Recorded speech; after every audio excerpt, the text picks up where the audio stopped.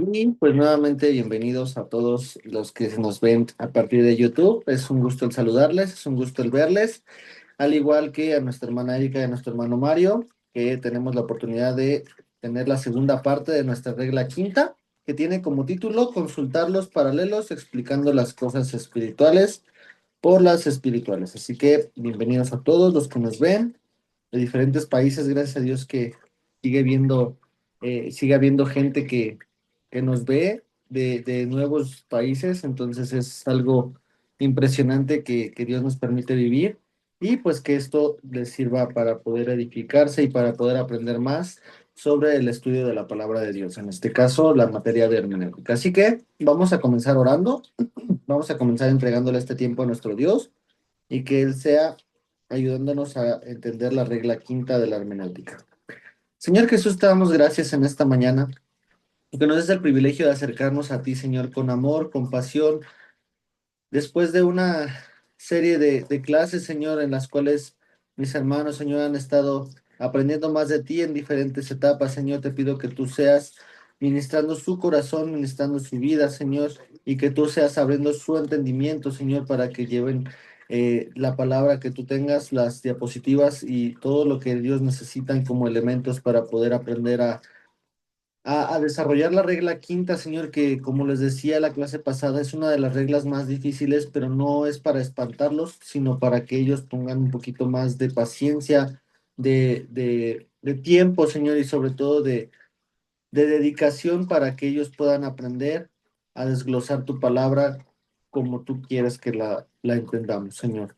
Entendiendo los paralelos y que tu palabra se conjunta desde el Génesis hasta el Apocalipsis, Señor, porque solo tú eres el único autor, Señor. Tú usaste a hombres y a mujeres, Señor, para poder escribir este libro, Señor, tan precioso a lo largo de mucho tiempo, Señor. Y queremos nosotros entender que esas mismas palabras que tú le dijiste a una persona en el Antiguo Testamento, también se las dijiste, Señor, y se las revelaste y las conjuntaste en el Nuevo Testamento, Señor, para que sepamos que es un libro integral y perfecto que ha sido modificado conforme a tu voluntad, Señor, y que tenemos que entender que lo que hacemos siempre es estudiarlo con tu dirección. Siempre no queremos dejarte a un lado, Espíritu Santo, sino al contrario, queremos dejarte como a ti, el único principal, que das la clase, que revelas la clase y que pones en obra, Señor, en nuestra vida cada una de las cosas que tú tienes para nosotros, Espíritu Santo. Así que te pedimos que tú seas el del control en la clase,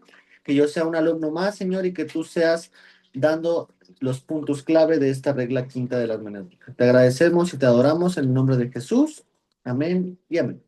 Pues bueno, para poder empezar a repasar lo que habíamos visto la clase pasada, habíamos visto que la regla quinta es esencial para explicar lo que viene de Dios usando únicamente la Biblia como el único sustento.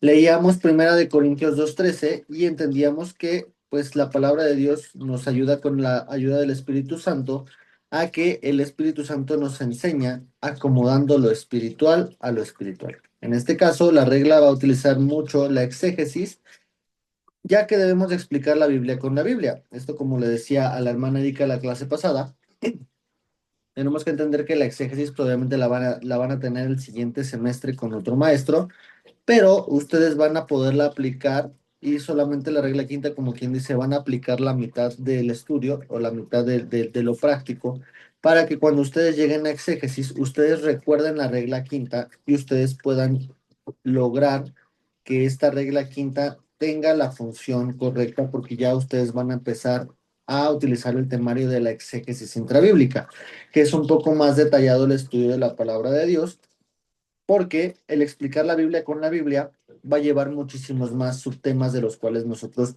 no vamos a estar viendo. Por lo tanto, vamos a explicar que paralelo es que dos o más líneas o superficies mantengan la misma distancia entre sí en todos los puntos. Veíamos que los pasajes paralelos entendemos tres formas: los que hacen referencia uno del otro, los que tienen en sí alguna relación y los que tratan de algún modo u otro del mismo asunto. Como lo explicábamos la clase pasada, Hebreos con Habacuc hablaban y hacían referencia el uno del otro. No lo citaban como tal directamente, pero lo que entendemos es que hablaban del mismo tema y hacían referencia. En este caso, también entendíamos que los que tienen entre sí alguna relación, vemos Santiago 5:14 con Marcos 6:13. Vemos que no hablaban de lo mismo, pero hacía prácticamente la misma acción de Santiago con Marcos. En este caso, vemos que esta era la explicación. Y en la última, los que tratan de algún modo u otro del mismo asunto, vemos que Apocalipsis 1:7 con Zacarías 12:10 no hablaban de lo mismo, de hecho ni siquiera el tema se asemejaba, pero lo que veíamos la clase pasada era que Zacarías hablaba de Jesús en un tiempo del fin de los tiempos, en el tiempo del Apocalipsis, y en Apocalipsis habla directamente de Jesús haciendo esta misma referencia. En este caso, pues obviamente Zacarías no había visto que Jesús estaba ya puesto en la tierra, porque fue de hecho 400 años antes de que él apareciera en la tierra. Por lo tanto, no tratan de lo mismo, pero sí hacen énfasis al mismo asunto. En este caso, la parte de lo que habla de nuestro Señor Jesús y su obra en la tierra, trata muchísimo en Zacarías con lo que dice Apocalipsis. En este caso, Apocalipsis cita lo que vino a hacer aquí en la tierra nuestro Señor Jesús y lo viene a complementar con diferentes cosas que van a estar presentes en el fin de los tiempos. Por lo tanto, esto se explicaba del mismo asunto. No quiero tomar un poquito más de tiempo porque quiero terminar lo que son los paralelos de ideas, que fue en lo que nos quedamos la clase pasada. Pero si llega a tener alguna duda, hermano Mario, en la clase pasada está totalmente el archivo y la explicación de estos tres temas. En este caso, la regla quinta nos va a ayudar, además de aclarar pasajes que pueden ser oscuros, a adquirir conocimientos bíblicos exactos en cuanto a la vida cristiana. Esto nos va a ayudar con cualquier cosa que al día de hoy pueda hacerse complicada en nuestra vida y en nuestra forma de entenderlo. Como veíamos la clase pasada, la doctrina que pretenda ser bíblica no va a poder ser considerada como tal sin que se resuma, sin que se compare y sin que se exprese con fidelidad todo lo que se refiere a la palabra de Dios.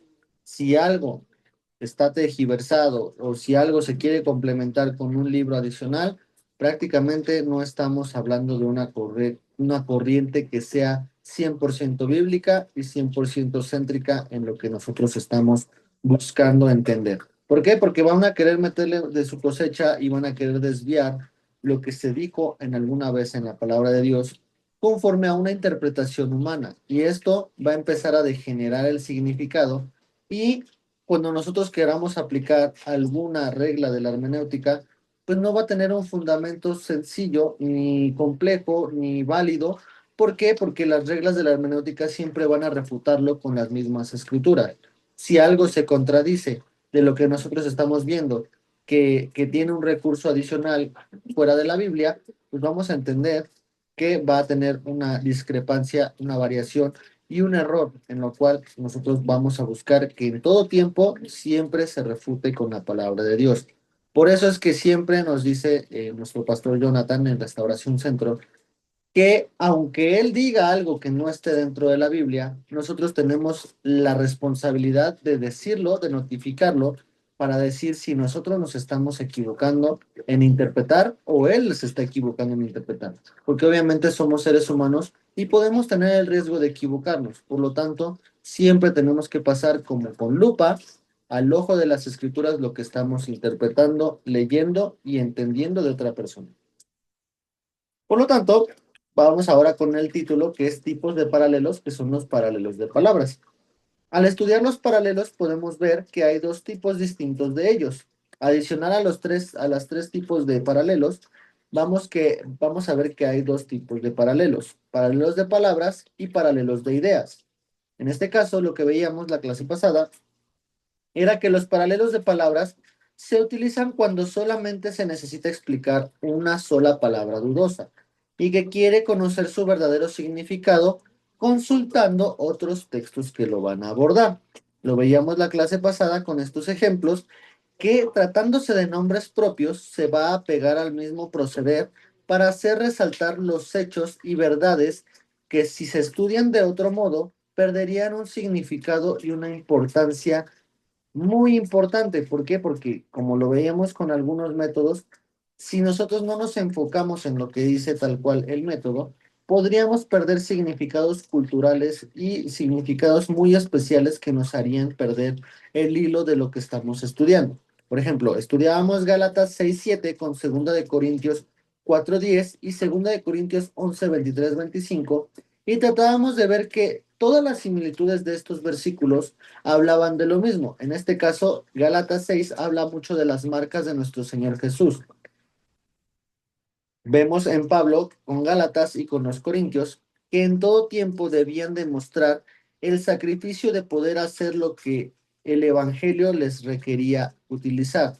Por lo tanto, en este caso, las cartas paulinas trataba de explicarle, en este caso, al pueblo de Galacia y al pueblo de Corinto, eh, la forma de ellos poder hablar el Evangelio. Ellos necesitaban hablarlo primero que todo con denuedo, con la unción del Espíritu Santo, pero también ellos necesitaban el valor para que en caso de ser aprendidos, en caso de ser golpeados, en caso de ser encarcelados y en caso de ser asesinados, que las marcas las tuvieran como si ellos fueran unos mártires reales, porque en este caso, pues nosotros leemos que fueron mártires, porque fueron asesinados a causa del Evangelio, pero ellos trataban de explicarlo no para que se espantaran, sino para que con orgullo portaran el Evangelio, lo hablaran, lo respiraran, lo vivieran y que tuvieran ese sacrificio, pues incluso de su propia vida. Entonces, en este caso, las marcas del Señor Jesús los explican y ya en 2 Corintios 11 23 y 25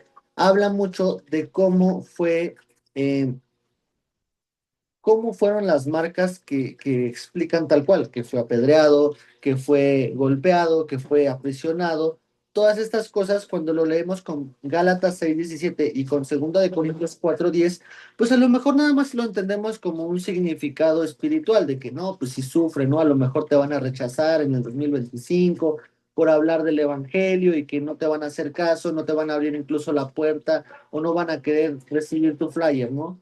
No, al contrario, y ya después explicándolo en 2 Corintios 11 23 y 25, todos esos moretones que él tenía, todas esas marcas, yo creo que cortadas, todas esas cosas decía, pues yo las porto con honor porque sé por quién y por qué lo hago, ¿no? Entonces, en este caso, el paralelo de palabras permite utilizar que marcas en diferentes libros nos expliquen de forma concreta y comparando significado de uno con significado del otro, contexto del uno, contexto del otro, cómo enriquecer el tema de las marcas de nuestro Señor Jesús. En este caso, Pablo siempre se refería a lo que había sufrido por predicar el Evangelio y no a las cicatrices. En este caso, está hablando de un tema espiritual, pero también lo podríamos hablar de un tema físico. El paralelo de palabras nos hace enriquecerlo de esa forma total.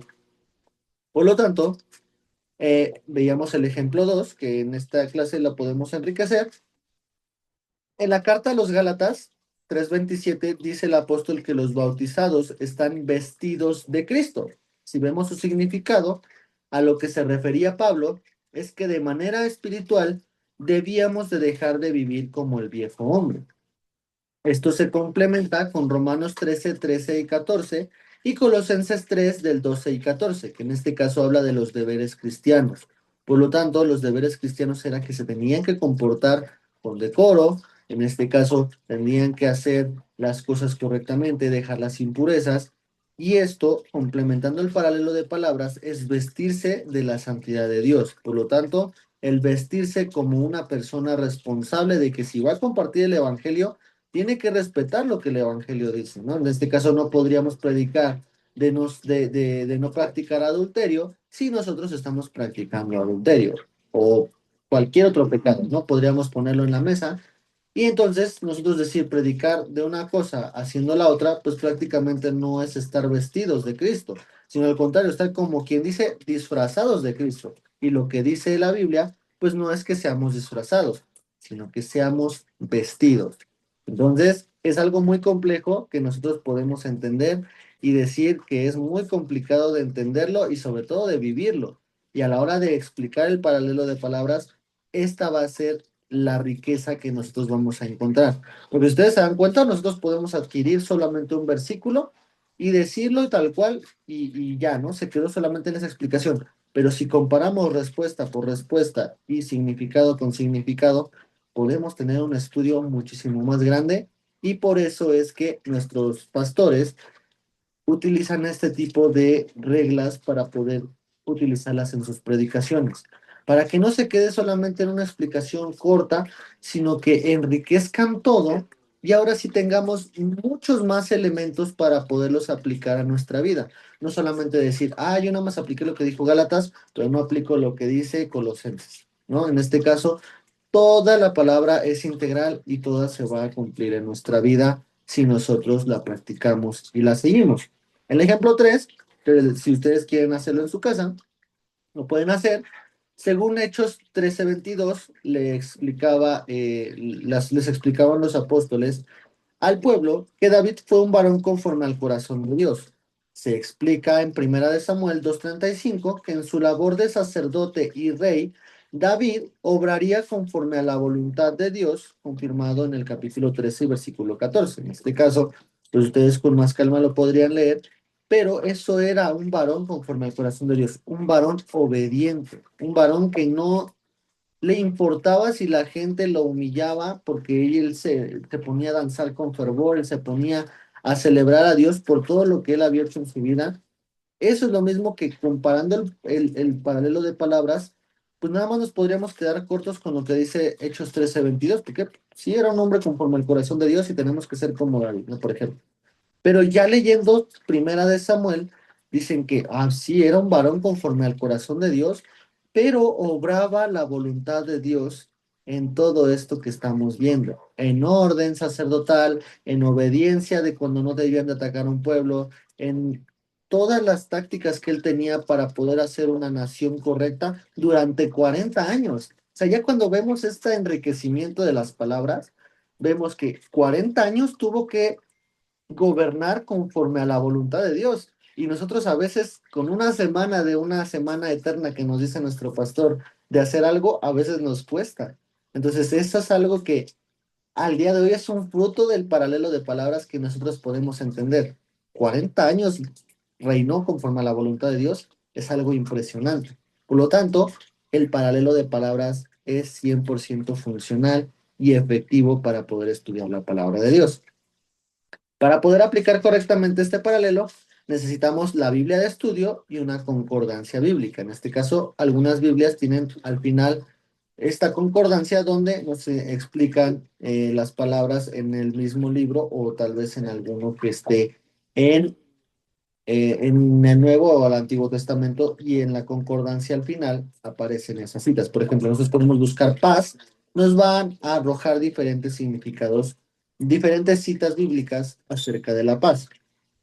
El siguiente paso que podemos hacerlo, además de buscar las mismas palabras en el mismo libro, sería buscar las palabras en otros libros del mismo escritor, por ejemplo, las cartas Paulinas o algún otro, ¿no? En este caso, por ejemplo, Eclesiastés y Cantares, podríamos nosotros dirigirnos a eso, ¿no?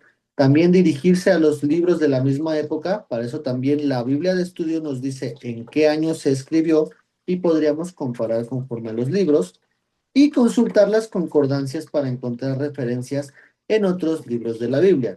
Las concordancias, como les decía, es lo que está al final del libro para poder encontrar referencias. Y también, como lo decíamos la clase pasada, por ejemplo, en los evangelios nos aparece la cita, por ejemplo, Marcos 6:1, ¿no?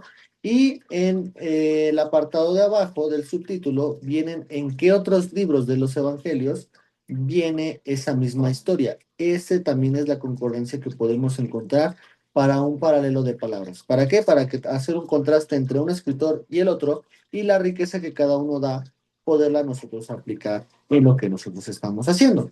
Ahora nos vamos a los paralelos de ideas, que hasta aquí era donde nos habíamos quedado la clase pasada.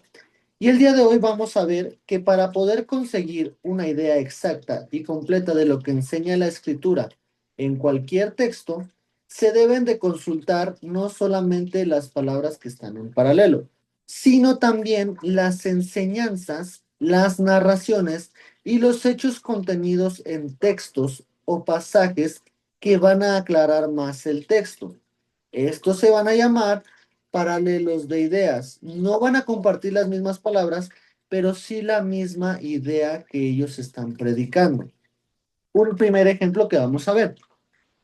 La Iglesia Popular utiliza el versículo de Mateo 16-18 como base para decir que la figura de Pedro es la base de toda la iglesia. En este caso vemos que una de las religiones, que es el catolicismo, sustenta que con este texto la institución de los papas va a poder ser algo real. ¿Por qué? Porque van a ser la relación de su significado y de su nombre con la idea de gobierno que ellos crearon, pero los paralelos nos van a permitir aclarar esta idea. Ojo, para los que nos están viendo en YouTube, no es una contradicción, solamente estamos basándolo con la misma Biblia. Aquí no tratamos de contender, no tratamos de hacer algo para que una religión se desprestigie, solamente estamos consultando la Biblia. Y esto es lo más hermoso, que si la Biblia es la palabra de Dios, nosotros no tenemos que pelear con ninguna religión, solamente basarnos en la verdad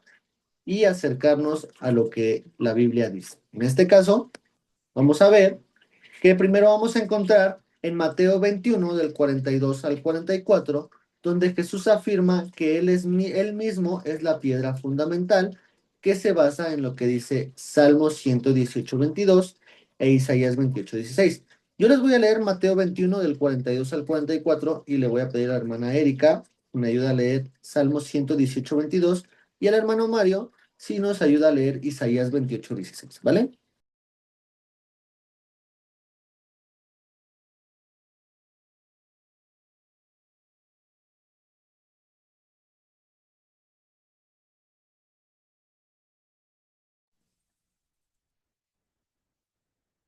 Listo, Mateo 21 del 42 al 44 dice la palabra de Dios. Jesús les dijo, ¿nunca leíste en las escrituras? La piedra que desecharon los edificadores ha venido a ser cabeza del ángulo. El Señor ha hecho esto, y es cosa maravillosa a nuestros ojos. Por tanto os digo que el reino de Dios será quitado de vosotros y será dado a gente que produzca los frutos de él. Y el que cayere sobre esta piedra será quebrantado, y sobre quien ella cayere le desmenuzará. Aquí estamos desmintiendo que fue puesta en una sola persona. El medio para empezar la iglesia fue Pedro, porque él comenzó el ministerio, pero no se iba a quedar en Pedro, sino en todos los demás, porque el 44 dice, y el que cayere sobre esta piedra será quebrantado. O sea, todos aquellos que crucen con el evangelio y la palabra de Dios va a ser quebrantado. Y sobre quien ella cayere, en este caso la responsabilidad, si cae en una sola persona, va a ser desmenuzado. O sea, no tiene ni el peso ni el nombre para poder soportar tal gloria de ser la cabeza de un ministerio. ¿Por qué? Porque incluso hay un dicho que la cabeza por su propio pie muere o algo así, ¿no? No me acuerdo cuál.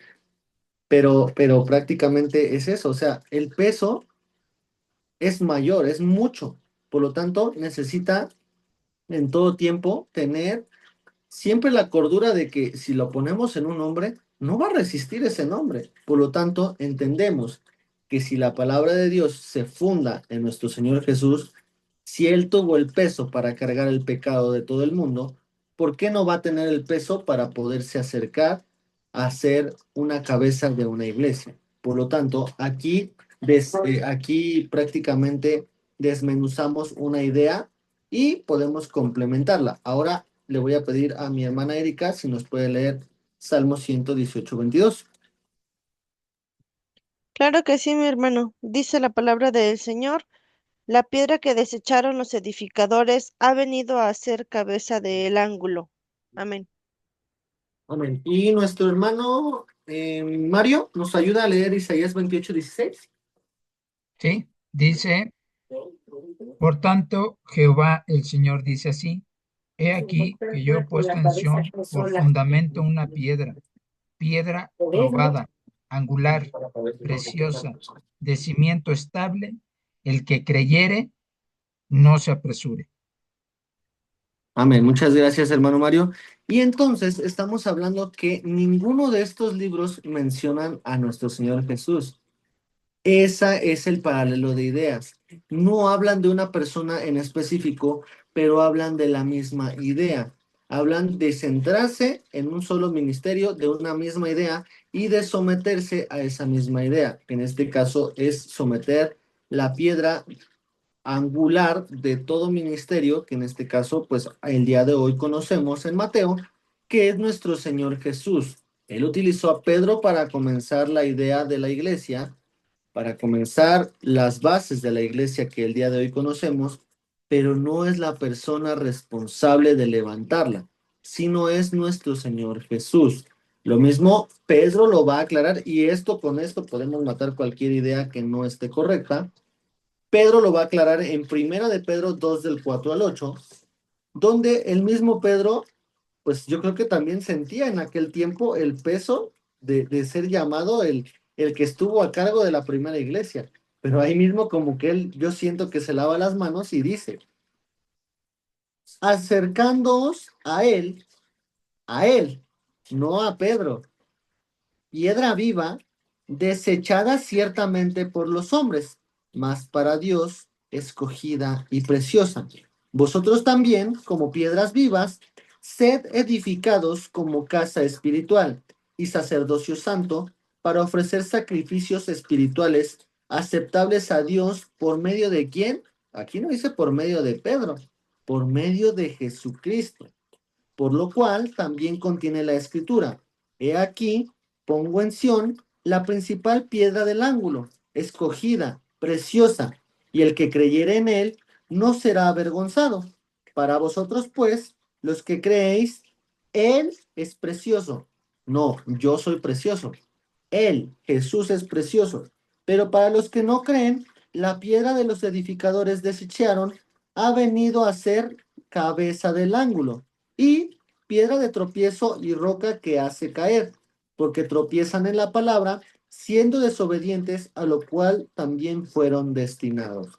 Entonces, aquí se explica totalmente, y ustedes pueden hacerlo en casita, leer Efesios 2 20 y 21, donde dice que Pablo habla de esta misma idea en Efesios, entendiendo que los apóstoles, profetas y demás ministerios solo son cimientos, pero el principal y la base de todo el edificio es nuestro Señor Jesús. De hecho, el subtítulo dice que la cabeza es Jesús. En este caso, la cabeza de todo ministerio siempre va a ser Jesús.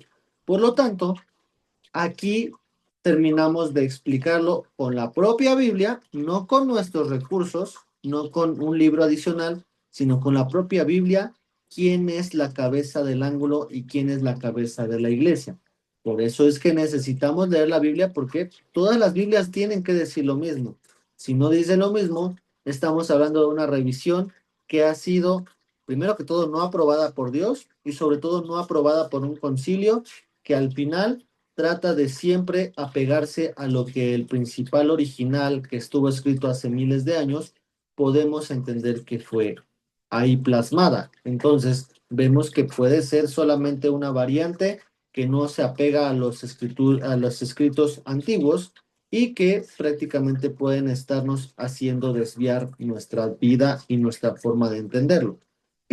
El ejemplo 2 que nos lleva a Gálatas 6:15, nos dice que la palabra nueva criatura nos lo explica también en el paralelo de palabras en 2 Corintios 5:17, donde nos dice que todos son aquellos los que están en Cristo. Pero luego vamos al paralelo de la idea en Gálatas 5 del 6 al 15 y vemos que ahora cambia la palabra creación por una fe que obra por el amor. En este caso, entendemos que aquí están las dos distinciones del paralelo de palabras y del paralelo de ideas que tratan de diferentes cosas, que se habla de lo mismo, pero que con diferentes palabras y respetando la misma idea, se complementan y se explican lo que se está hablando. Otro paralelo de esta misma idea es en 1 Corintios 7 del 17 al 24, que habla de los que obedecen la palabra de Dios. Por lo tanto, una persona que tiene a Cristo, que tiene fe y que vive conforme a la palabra de Dios, es una nueva creación. Por lo tanto, estos paralelos de ideas va a enriquecer mucho más nuestra forma de entender la Biblia sin citar tal cual lo que dice una palabra de la otra. Pero para esto necesitamos mucha práctica y ustedes cuando ya vean en exégesis intrabíblica van a poder explotar por completo estos paralelos. La regla quinta se va a disparar, van a ustedes explotarla en su totalidad cuando ustedes aprendan la exégesis intrabíblica. ¿Para qué? Para que verso por verso ustedes apliquen la búsqueda total y no se queden solamente con alguna duda que ustedes puedan tener, sino al contrario, ya con todos los recursos ya no va a haber alguna forma o algún lugar donde ustedes se pierdan y la explicación conforme a la exégesis ustedes van a poderla tener de forma concreta. Y pues bueno, hasta ahí se termina lo que es la regla quinta de la hermenéutica y por lo tanto tenemos nuestro cuestionario número 12 que tenemos como preguntas cuál es la regla quinta de la hermenéutica, porque es esencial esta regla en el estudio de la palabra de Dios, cuáles paralelos podemos encontrar a la hora de explicar un texto, explicar cada paralelo y poner un ejemplo de cómo se usaría de cada uno, entender cuál es el paralelo por palabras, cuál es el paralelo por ideas, escribir qué versículos utilizaríamos para explicar la gloria de Dios en el tabernáculo, en paralelo por palabras, y en qué versículos podríamos nosotros utilizar los galardones en el cielo que vamos a recibir, utilizando el paralelo por ideas. Este es uno de los cuestionarios más difíciles porque va a requerir su desarrollo en las últimas dos preguntas. Pero, pues por eso es que nosotros dejamos, como quien dice, la cereza del pastel, porque ya nada más es este cuestionario 12 y el cuestionario 13 para poder terminar la revisión total de los cuestionarios.